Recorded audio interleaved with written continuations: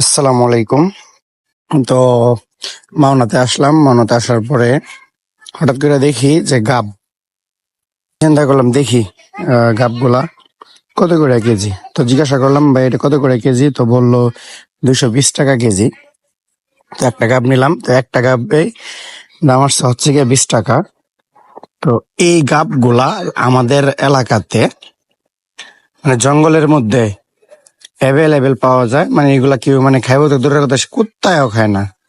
যেমন একটা কথাই আছে না যে শিয়ালে গাব খাইতো, গাব খাই হইতো যে গাব না মানে যখন গাবটা খাইতো, খাওয়ার পরে যখন হাগা না বাইর হইতো তখন কইতো কি যে জীবনে আর কোনোদিন গাব খাইতাম না।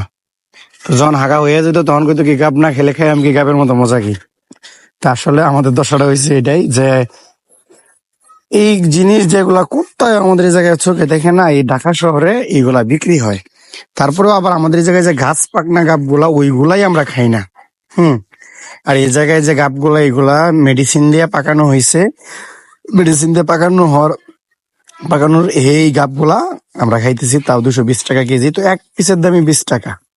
তো আসলে আমি খাইতেছি, আমি কিন্তু বলতেছি যে খুব মজা, বাট একটু কম মজা ছিল না। কষ্টি কষ্টি আমার মুখটা পুরো কষে বইরে গেছিল, একটুকু ভালো লাগে না। তো আমি আবার সোহেল রে বললাম যে তুমি একটু খাওয়ার পাশে যে আপুগুলা দাঁড়ায় রয়েছে, ওই আপুগুলা বলতেছে আমাদের ভিডিও করা দেখা যে টাকা কামানোর ধান্দা। সোহেল যে গাবগুলা খাইতেছে মানে এতটা রুচি নিয়ে খাইতেছে, মুখের মধ্যে তার খাওয়ার স্টাইল দেখে বোঝা যাইতেছে তার মুখের মধ্যে কত রুচি। মানে এত রুচি করে মনে হয় সোহেল ভাতও খায় না, যতটা রুচি করে খাই।